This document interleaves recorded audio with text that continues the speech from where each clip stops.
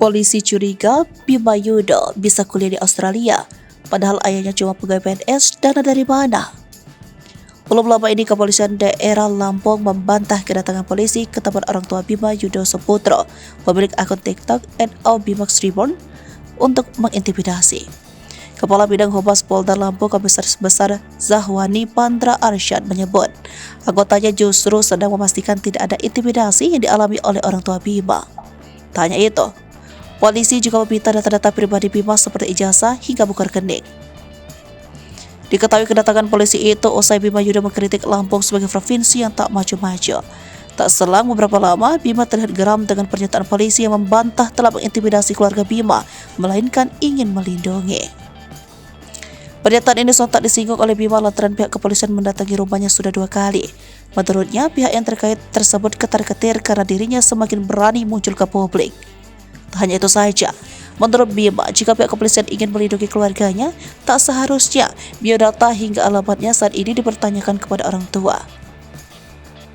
Minta alamat gue di Australia, di mana itu tujuannya, buat apa gue bingung, sebut Bima.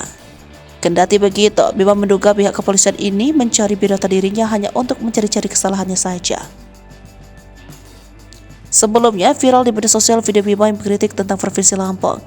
Ia menyebut jika Provinsi Lampung dakjal hingga mengkritik infrastruktur jalan sana.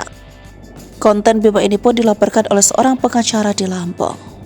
Polisian daerah Lampung dalam ini Kapolda Lampung Irjen Pol Helmi Santika menindaklanjuti atau merespon cepat adanya berita viral dari sosial media yang terkait informasi tentang suatu ungkapan daripada seseorang yang disampaikan oleh sosial media, dan tentunya dalam hal ini Kapolres Lampung Timur, dalam hal ini AKBP Rizal Mukhtar, artinya sudah menindaklanjuti merespon cepat untuk melakukan penyelidikan, pengecekan kepada keluarga daripada saudara Bima, seorang pengunggah daripada sosial media tersebut, untuk memastikan kembali bahwa keluarga dari yang bersangkutan dalam keadaan sehat dan saudara Bima adalah bagian daripada keluarga tersebut.